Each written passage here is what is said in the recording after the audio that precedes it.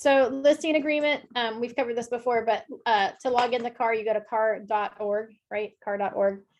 And then I think the lid comes off on that one. No. No, the other side. Oh, that's it. Yeah, there you go. All right, we're teaching Zib how to open pins. Basics. Anyways, so you go to car.org, the little bubble in the middle of the screen that says transactions on it, you're going to click on that one, and then you're going to go to transaction zip forms powered by, I think it's like WolfNet or something like that.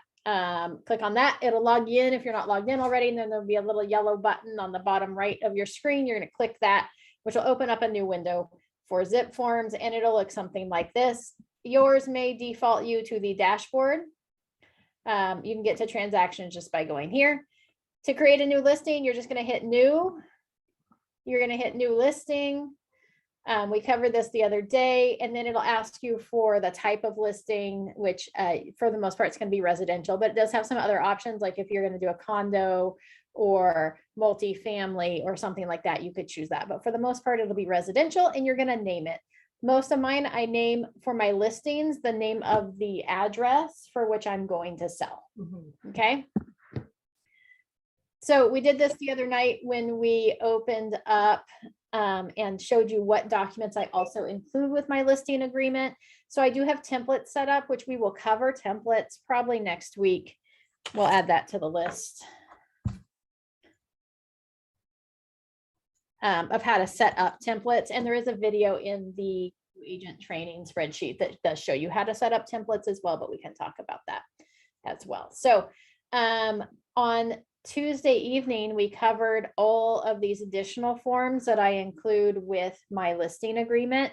My idea behind the listing agreement is to include all the forms that are disclosures or whatever that sellers are going to need to sign, except for the ones that have actual questions that they have to answer, like the seller property questionnaire, the transfer disclosure statement, the earthquake hazards if it's built before 1965, and the lead-based paint questionnaire if it's built before 1978. So those I don't include, I send those out through Glide. Okay. So today we're going over the residential listing agreement. Okay. Yeah, sure. And we're not going to go through it line by line like I would through like Forms Mastery or whatever. We've covered that in the past. We'll cover that in the future. But our goal today is to kind of walk you through how it gets filled out briefly, and then how you would explain it to your seller, right? The important things. Disclosure regarding real estate agency relationship. We did cover this when we talked about the residential purchase agreement, but this just explains to a potential seller the different ways in which you can be represented in a real estate transaction and what the duties are of each agent in that transaction. So you could be represented as a buyer's agent if you're buying a property. You could be represented as a seller's agent if you're selling a property. It could be both dual agency where the agent is representing both the buyer and the seller in a transaction. And then it talks about the seller and buyer responsibilities in addition to the agent's responsibilities. This is a good place to let your client know that if I'm listing your house, Melissa, and I've secured a buyer for your property, for the most part, I would refer that buyer to another agent. So I could protect your best interest, and somebody else could protect the best interests of the buyers. It would be somebody from our office, so it'd still be considered dual agency. However, we would have that degree of separation between the agents. Okay. You can go over, yes. So like, when you are the buyer agent, like, for AD, only the buyer would sign this? So this gets signed for every transaction. So you would either sign it. I can't find my Zoom people. They've vanished. Sorry, I'm distracted all of a sudden. We're here. I know, but there's no the little flippies with the video gone. All right, right? Really interesting. Oh, Is it in view or something? there we go. It's because my video got turned off again. All right, there we go. All right, you're back. Okay, so You're just a hot mess today. I am. Okay, I'm a hot mess all the time. I just usually hide it a little better than this.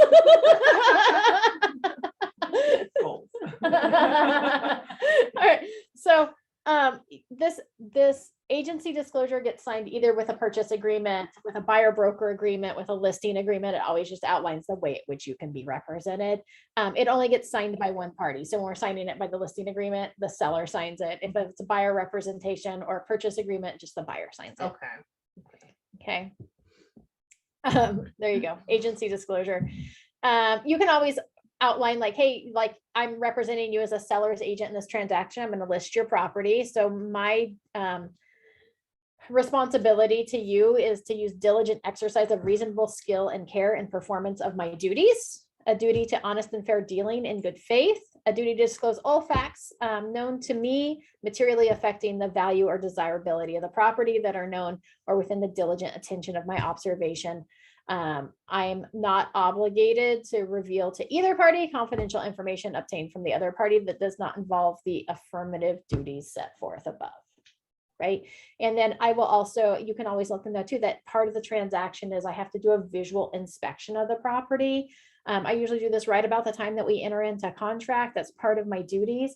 And it's going to look kind of scary to you as a seller. And I'll remind you of this as we move forward. However, my job is to point out all the things that might be wrong with the property, because I want to protect you that when you move out, you're supposed to leave the property in the same condition as the date that we accepted the offer. So I want to make sure to point out all of those items.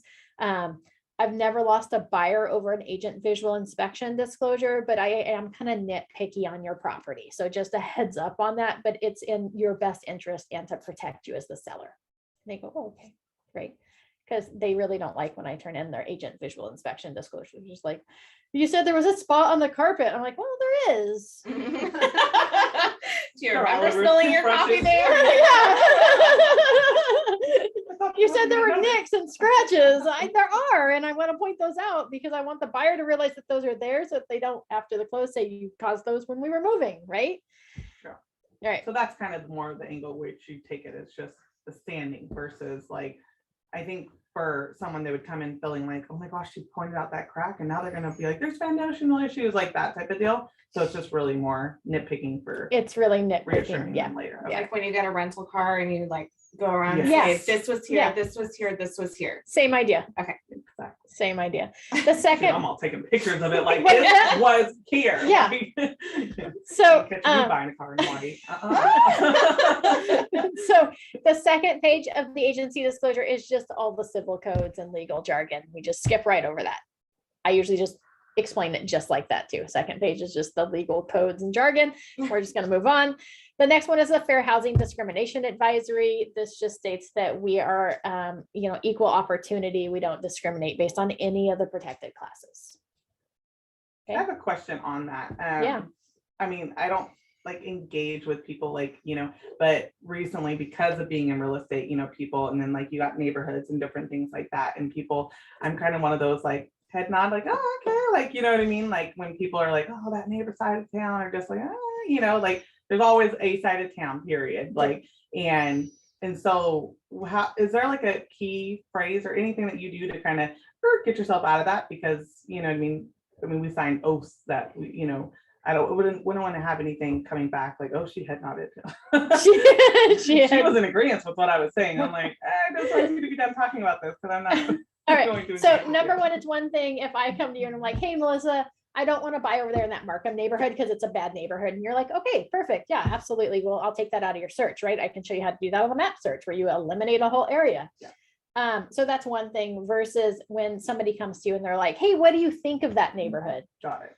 And that's when you would not want to sway one way or another. And you'd be like, hey, I recommend that on any neighborhood and house that you're looking to purchase, that you go do some investigation in the neighborhood, drive through it, check it out, maybe check the police records, Got it. Okay. and just kind of do your own investigation because, everybody's standard of what's a good neighborhood Mhm. versus not varies. Yeah. And I don't know what yours is exactly. Got it. I like that. Okay. Right. Yep. And then if I know a buyer really well and I kind of know what they're looking for, and I feel like maybe the neighborhood's not in a great area and they're asking me and I don't want to be like, you shouldn't buy here. I may say something like, you probably want to check the police records before we put an offer in on this Got it. house. Smooth. Hint, hint. Okay. Thank you.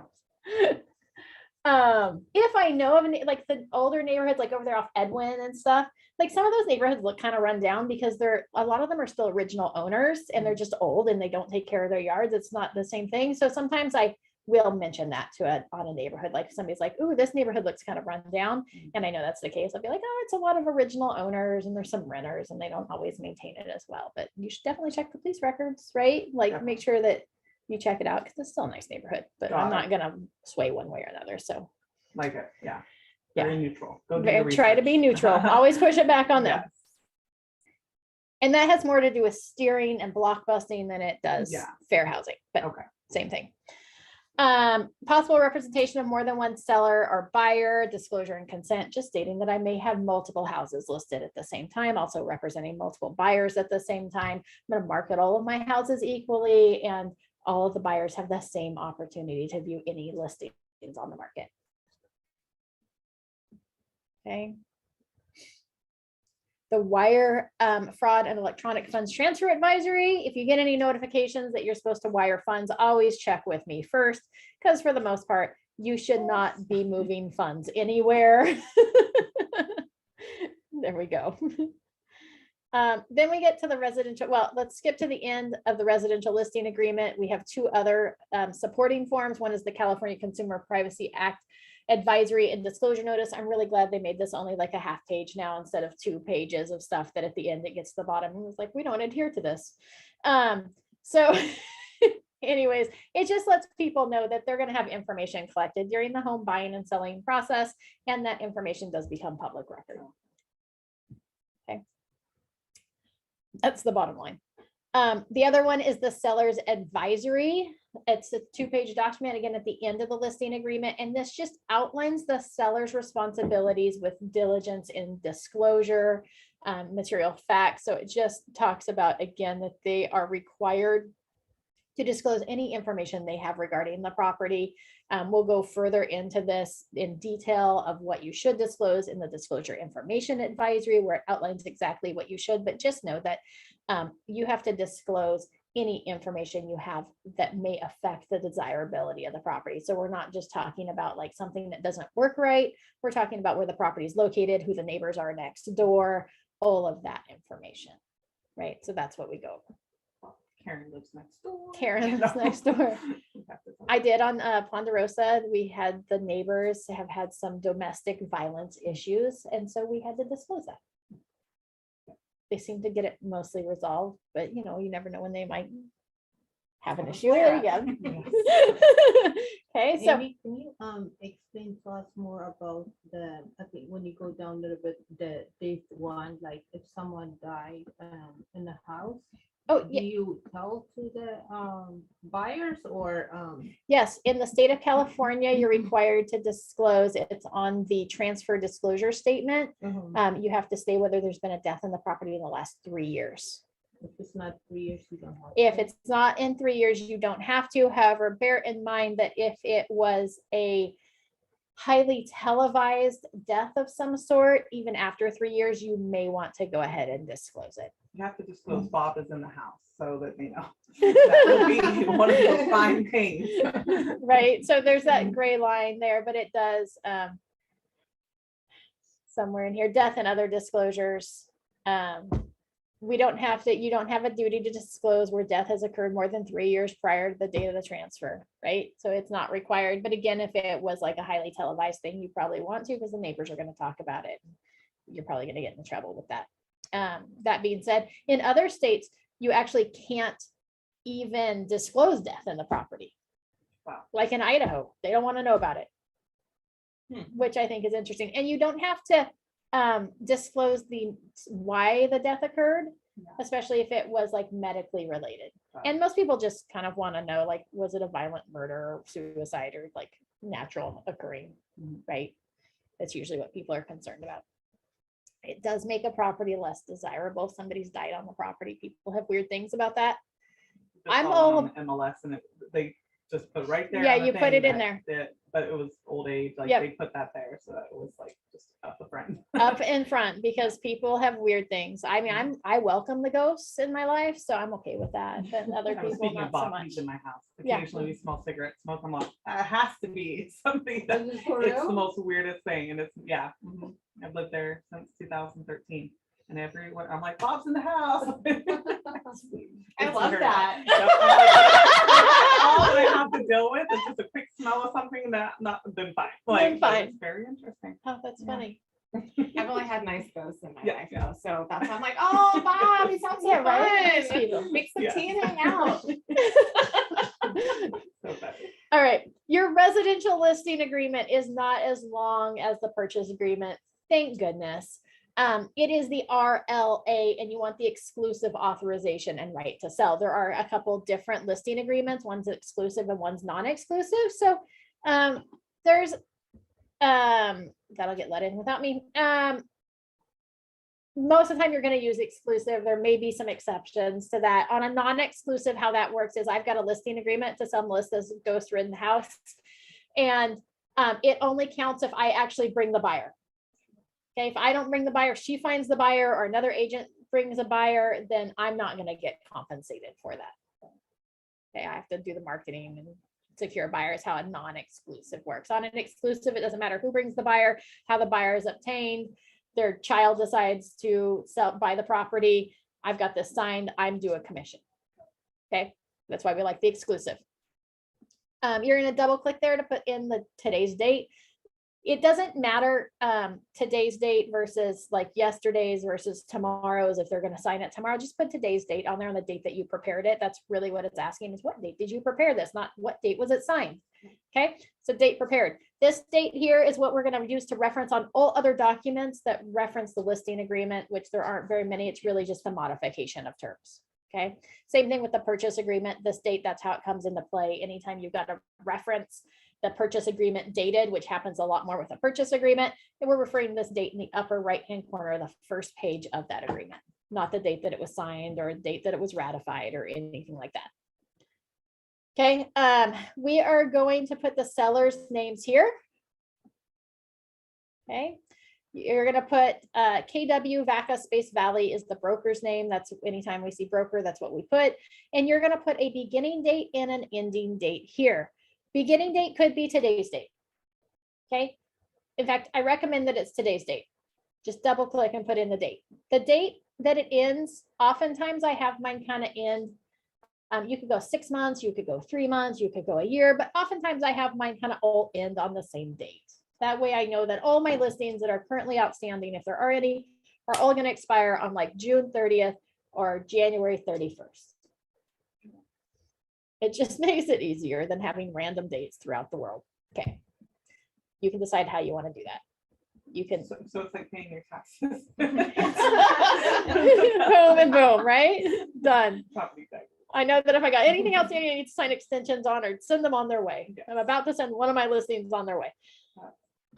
You're going to put the property address here, real property described as, and this is where you would put the address.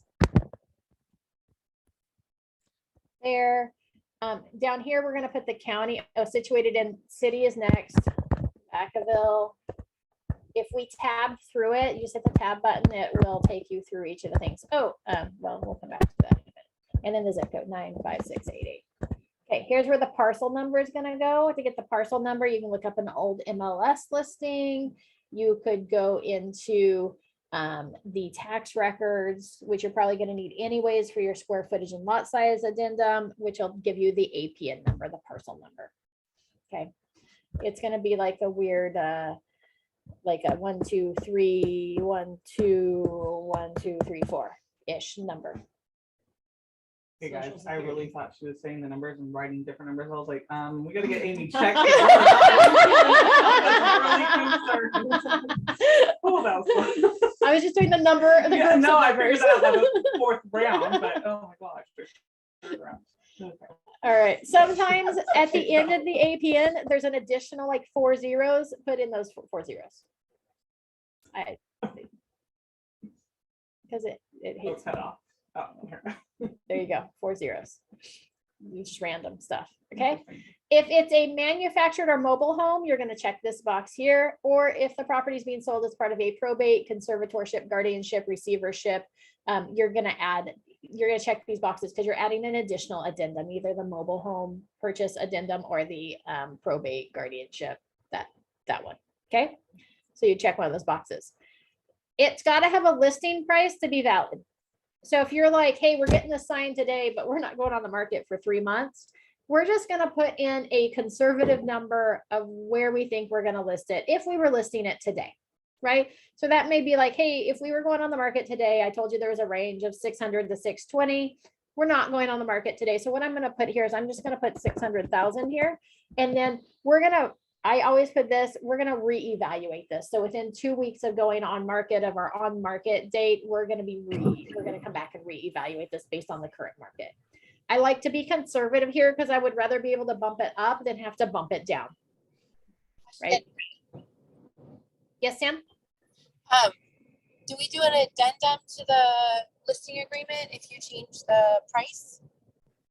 So anytime you make any changes to a listing agreement or a buyer broker agreement, a buyer representation agreement, it's done on a modification of terms form. Modification terms, because that's the only agreement that we have. It's like an addendum, but it's the only one we have between the broker and the seller or the buyer. Everything else is between if we do a regular addendum, it's between the buyer and the seller, which this contract isn't with the buyer, it's with the broker. Thank you. Compensation to broker, here's where we put in our compensation. Make sure you check the box. You're going to fill in the percentage there. And if there's an additional amount or you negotiated something else. So you could do a fixed percentage or you could do like a fixed amount. Like maybe you were representing the tenants purchasing their landlord's property and you're helping with the paperwork for the landlord. So maybe we're only doing like a flat rate. Like maybe we're like, hey, we'll do it for $5,000 versus a percentage.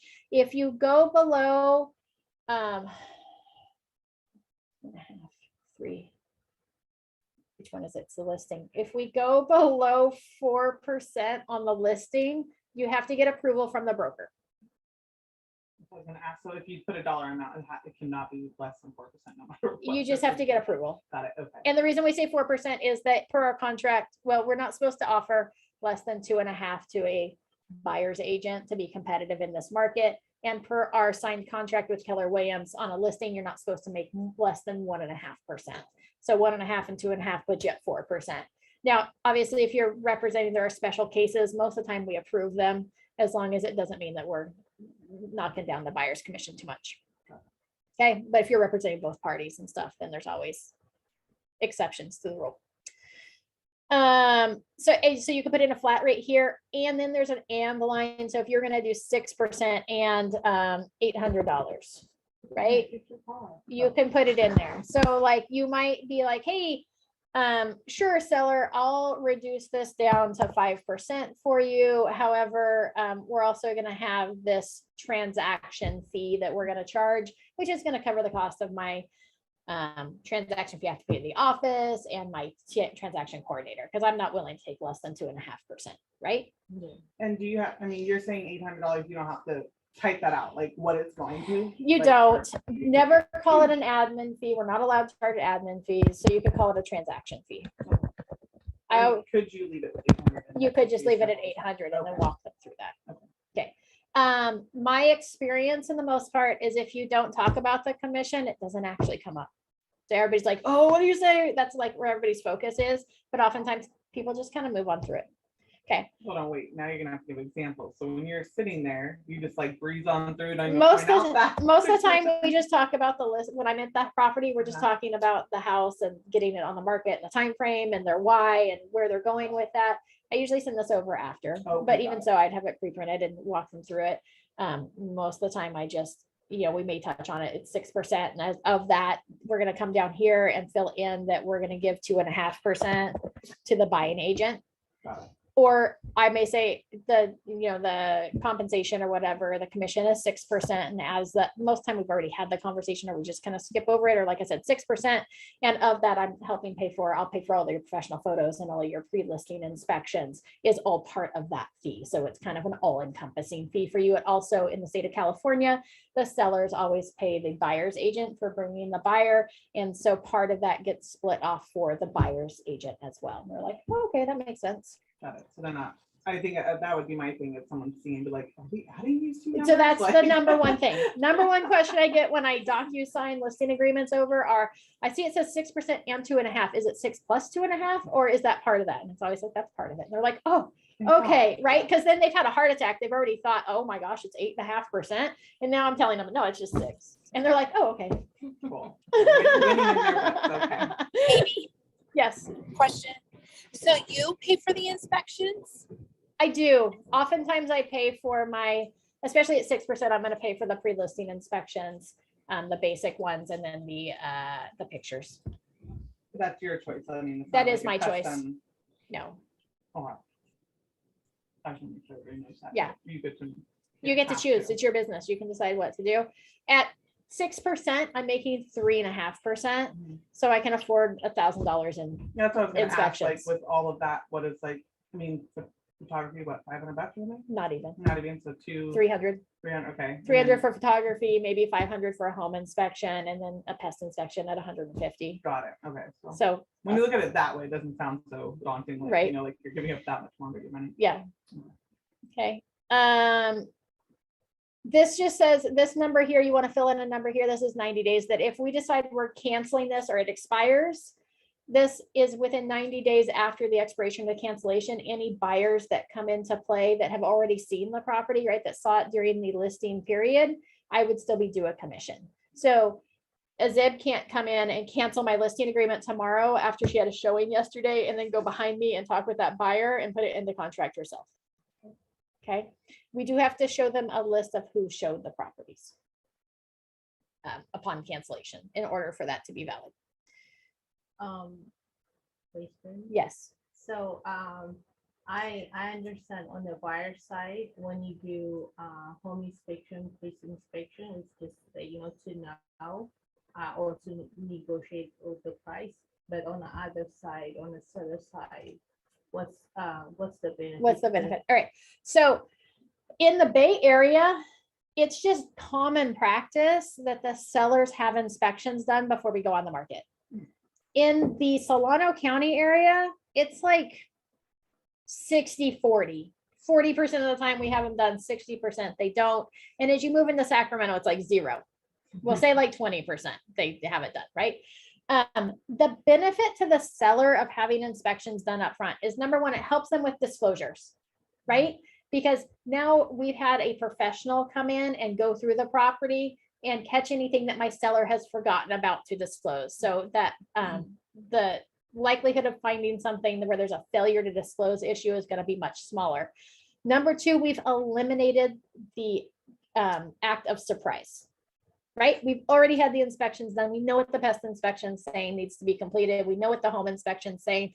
If my seller's handy, they might go in there and fix some of those items before we even enter into contract. And then we can write the following items have been repaired, right? Or maybe they choose to have a handyman come in to make their property look better, that, hey, we took care of all these things, right? So they have the ability to do that. Or we just know that, hey, there's $5,000 in pest repairs. If we accept a VA contract, we may need to take care of that, right? Or here's what we're going to anticipate our budget for repairs. We may not, because it's kind of a seller's market right now. And so for the most part, buyers aren't asking for repairs, but at least the buyer knows what they're getting. And now they can come in with a non-contingent offer as far as investigation and inspections go. If I have the inspections done, right? It makes it a little cleaner and nicer. Okay, thank you. You're welcome. You could offer, instead of a percentage here, you could offer a flat rate for the commission for the buyer's agent. For the most part, we work off of percentages and we don't go below. You could offer 3%, 2.5% to 3% is what we as a brokerage prefer. Common practice in this area representing the buyers, most of the time you're going to make 2.5%. Okay. If the seller had a previous listing agreement, there was something canceled, you're picking up an expired listing or somebody who canceled one and wants to list with you, we would want to put that information here. Most of the time, we don't fill this out. The address should automatically populate on the top of the second page as well as the dates. If there's any items included or excluded in the sale, we can fill them in there. You don't have to do it on the listing agreement because the buyer's not going to see this. So it really doesn't matter whether it's on here or not. It's more of just making sure you know what the seller wants to include and what they don't. Keep in mind that most fixtures should be included, so anything attached to the property. And so like your garage cabinets, if they're screwed to the wall, your shed in the backyard that's bolted to the ground so it doesn't blow away in the next windstorm, your pergola, shelves inside the house generally convey that shelf above the laundry room. And sometimes those decorative shelves, like there's some decorative shelves that just are kind of hooked on screws. Those would be considered decorative, but some of them you actually have to like screw through the shelf to the wall. Those actually have become fixtures. So it's important to walk through the property with your sellers and kind of talk about those things so that you know what to anticipate. In the seller listing email templates, it has an email that covers those items for the seller. It talks about what those things would be and asks them if there's anything they would prefer not to convey with the property. But most of those things are included. Your general appliances, your stove, mounted microwave, hood for your stove, your dishwasher, your garbage disposal, stay with the property. Your fridge, washer and dryer, those are usually negotiable items. So do they want to leave them or would they prefer to take them with them? Just have an idea. Okay, leased or liened items is the next section. Is there anything that they don't own that's on the property? Their water softener, their solar panels, anything like that. Those are usually a security system. Those are usually where it kind of falls in.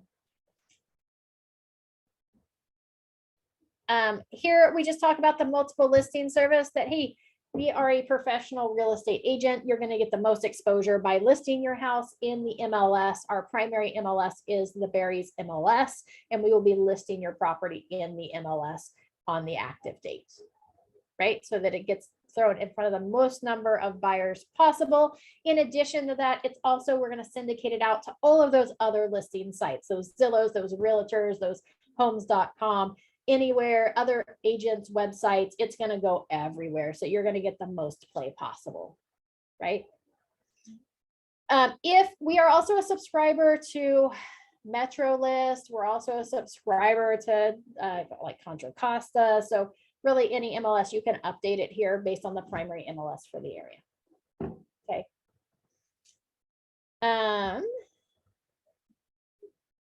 We're going to initial here, it just talks about the benefits, talks about the impact of opting out of the MLS. And we just have everybody initial there just so they understand the importance of being in the MLS. If you ever have a seller that wants to stay out of the MLS, we'll take that one on when it comes. We'll have that conversation later. The next section, public marketing of the property, clear cooperation policy on 7A gets checked. It does not require, if you're in Barry's, it does not require. If you're in anywhere else besides Solano, Solano, Napa, Marin, Sonoma counties, then it does adhere to the clear cooperation policy. So do not check that box. Okay. We're going to skip on down to 7F. If you're in Barry's, the clear cooperation policy does not apply. We're going to check that box there. All of these are for if it is not in Barry's and coming soon status. It just means that we actually can't market it as coming soon because we adhere to the clear cooperation. It does apply. We can market it as coming soon inside of Barry's, inside of MetroList, a Bay Area, all of those. You cannot market as coming soon. Once you market to the public outside of the office, it needs to be in that MLS ready to show in 24 hours. Okay. We are also, if we're going to not post it immediately, we're going to also include a SELM form, a seller exclusion from the multiple listing service. MLS data on the internet just talks about that. Hey, all your property address, your information, photos, they're all going to appear online as part of this process of getting your property sold. We want it in front of the most number of buyers possible, and that's the best way to do it. That's also why we pay for professional photography for you, is that most people buy the home online before they ever walk through the property. Okay. Seller representations just talks about that basically based on your knowledge, seller, you have the right to sell this property. There's nothing else going on with it that would prevent that. Right. Broker and seller's duties. This is where it comes into, hey, it's my duty to present all offers to you in a timely manner. What I usually recommend is that we come on the market on a Wednesday or Thursday. We let it roll through the weekend. We say all offers are due on Tuesday and we review those offers that next Wednesday for any offers in hand. Does that work for you, seller?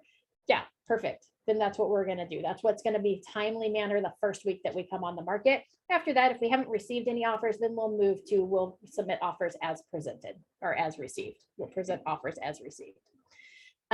Also, just so you know, seller, if we get any letters from the buyers that talk about how much they love their house and how much they want to live there, and they're going to pull on your heartstrings and try to make you make an emotional decision instead of a business decision, I'm not going to show you those letters until after we've made a choice on an offer. Does that make sense?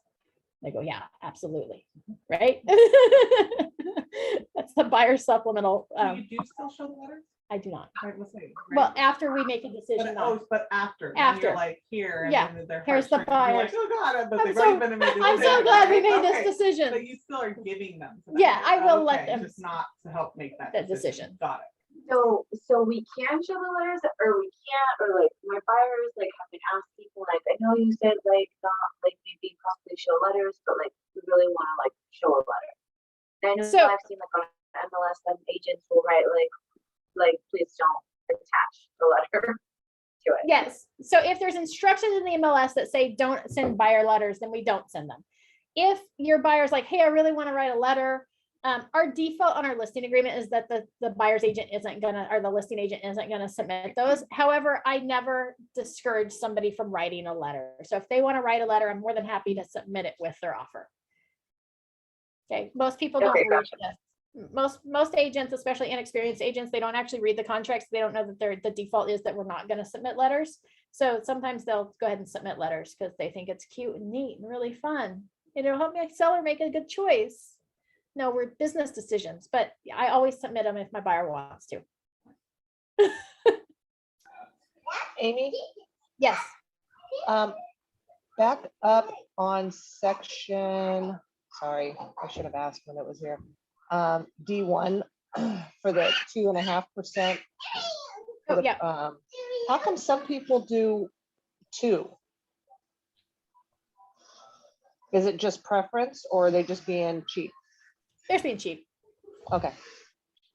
But if you have on your buyer's agreement 2.5, then the buyer has to give you that other 0.5%, correct? The buyer would be responsible to pay that other 0.5%. Okay, Or you could renegotiate it, or you could work to try to negotiate a 0.5% closing cost credit from the seller, in which that would cover the buyer's responsibility. okay.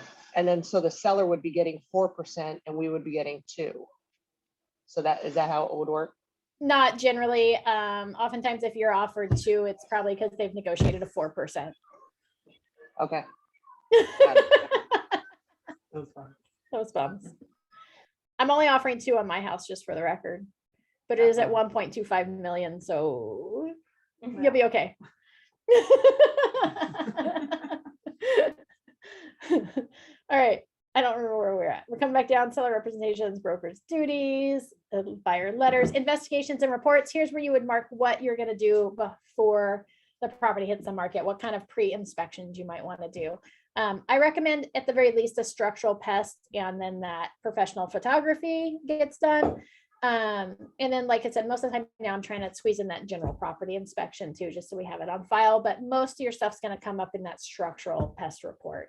And then also remember that in that, when you make that request for that report, ask for the Form 33 as well, so that you have both the full pest report and that Form 33 showing no active infestation, because most VA people can close now with that Form 33 versus having all the pest work done.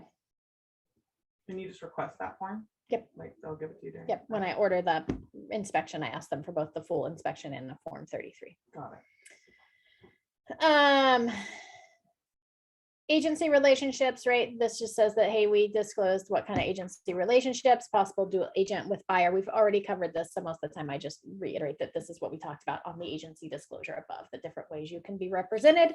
And the fact that for the most part, I won't represent a buyer on your property to make sure that you're protected.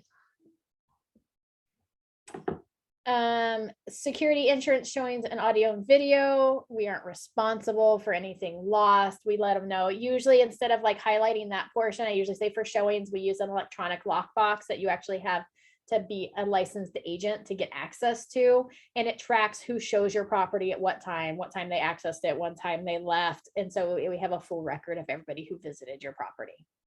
It's a very secure process. Photographs and internet advertising. This again, your property is going to be on the MLS with professional photography. It's going to be out there for the world to see. I apologize that it's kind of an invasion of privacy, but we're trying to get your property sold. Just know that when we do professional photography, I'm not going to take pictures of your closets and the inside of your garage. Even if it's amazing, it just doesn't translate as well in photos. And that's usually where most of your personal stuff is hiding anyways. Right? Hey, Amy, how come we can see the form, but I can't see you or anybody? Is that my problem? I'm gonna say it's, Yeah, I can see Amy and Melissa Oh, and it's my Dave. problem. and although we are I'm like, frozen. can you- No, Oh, no. we're Oh, frozen. now I just see, switched to Amy. now I see Maciel. Yeah, if you're on your Okay. phone, it may only show the person talking. And my camera's not participating in the process lately. Right now it's not. Right now it just turned black, but Yeah. we were able to see you guys this whole time up until now. Now it's just your picture with the flag in the background. Yeah. It hates us is really what it comes down to. It just hates me, but that's okay. All right. Well, you thought you could see us before Marcial, but we were really just a frozen picture up there, and now we're all gone. So we'll figure that out later. I'm gonna have to figure out Get 'em online. why my I feel computer like I doesn't need like to grab some and participating. tell them, like, come on my first. You think they're happy. Yeah. All right. have a Key safe. question. Oh, yep. I hope I didn't forget it. Give me a sec. Okay. So like, when the buyer does inspection, like, they pay upfront, right? And then when the seller, does the inspection for, the home inspection, the phase one, do they pay upfront? Yes. They pay upfront. They get paid at the time of inspection. The inspectors always get paid at time of inspection or before. I see. Yeah. Okay. All right. Okay. Key safe lockbox, I've kind of already touched on this when I talked about the security of the showings above. If they didn't authorize a lockbox, you'd put it there. You may want to rethink taking the listing if they're not going to allow you to put a lockbox in place. Even if it's like a code, like Finchley had a code, they didn't actually have a key for their front door. I put the code inside the lockbox so that I didn't put that out there on the web for people to get a hold of. And then that way they still had to activate my lockbox. So I knew that they were showing them when they were done. Tenant occupied properties. If it's a tenant occupied property, there's an additional form that gets signed. It's the KLA, which is the key safe and lockbox. It gives as well as the for sale sold sign. It authorizes that the tenant actually has to sign it for the lockbox to be put on the property. Just something to keep in mind. If they don't want to sign, you check this box here. They do not authorize a for sale sold sign. I highly recommend that you encourage them to put a sign in their yard because you never know who might be driving by, and their neighbors are the biggest proponents of helping to find buyers for their properties. And people call off those signs all the time to buy properties. Okay, they don't. Shh, don't tell them that. The number of properties actually sold off sign calls is like a very small percentage, probably about very close. I think it's like 2%, whereas like houses are 1%. But we don't tell our sellers that because we want the sign calls to pick up additional buyers and sellers. Okay. Additional terms, if it was a bank-owned property, if it was going through short sale, if it was in a trust, or here, if the seller intends to include a contingency to purchase a replacement property, we would check those boxes there. Also in additional terms is where I put in the listing agent to pay the cost of the professional photos and pest inspection. If property does not sell for any reason, seller to pay cost of pest and photography. Okay, that's what I was gonna ask, but I was like, figured that was coming. So in the additional terms, I always put that in there. That way, if the seller decides to pull it off the market or whatever might happen, I'm not on the hook for things that didn't actually sell. Okay, you could also allow the seller to pay for those. And here's where you could put that when property closes, when the property sells, listing agent to reimburse buyer or reimburse seller for the cost of inspection and for professional photos. So if you don't have a bunch of money in your bank account, you could do it that way instead, and then you just credit it out of the commission instead of paying for it up front. Either way Worry works. about that later. or Yep. Something. Got it. Okay. Management approval, we don't have to worry about that. This is based on the manager approving the listing agreement. That's why you have to have your listing agreement into SkySlope within 24 hours of an executed listing agreement or purchase agreement, because ultimately I have the right to veto.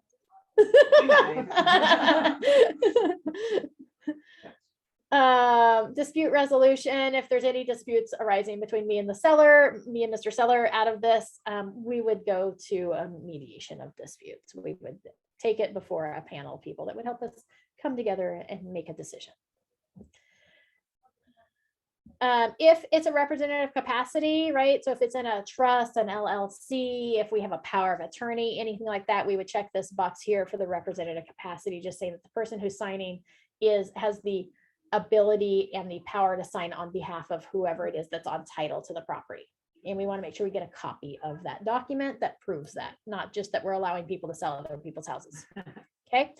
Seller's name goes here and date. I generally don't fill out their address, telephone, and email here. It's not considered incomplete without that information. I just don't like having that on documents that may be floating around out there.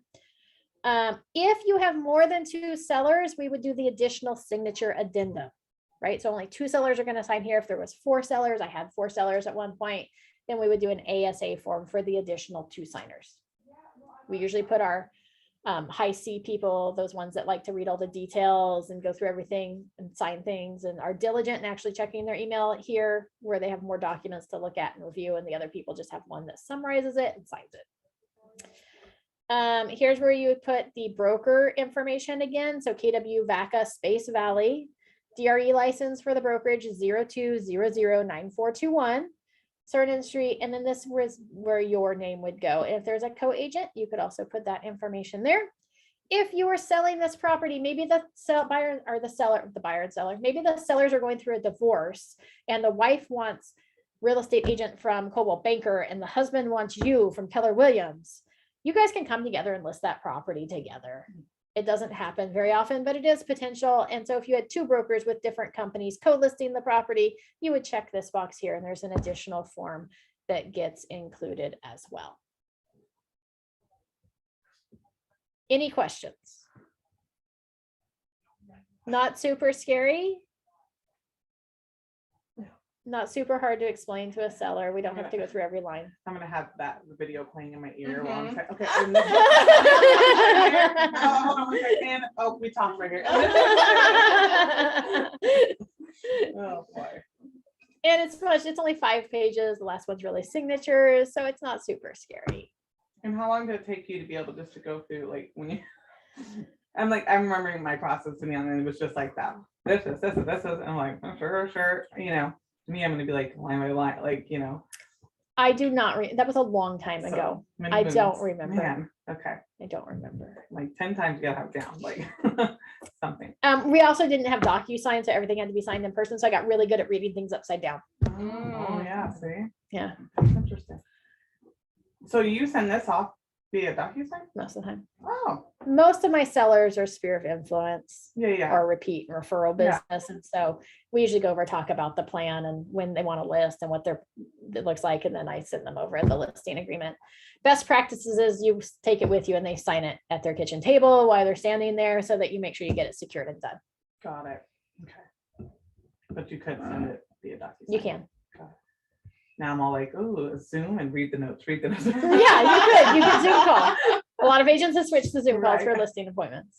Take this time here. When you really sound professional, read line by line the short Uh-huh. version. All right, You can type out her script. exactly. Yeah, you can make a script for it That's and happening. then practice.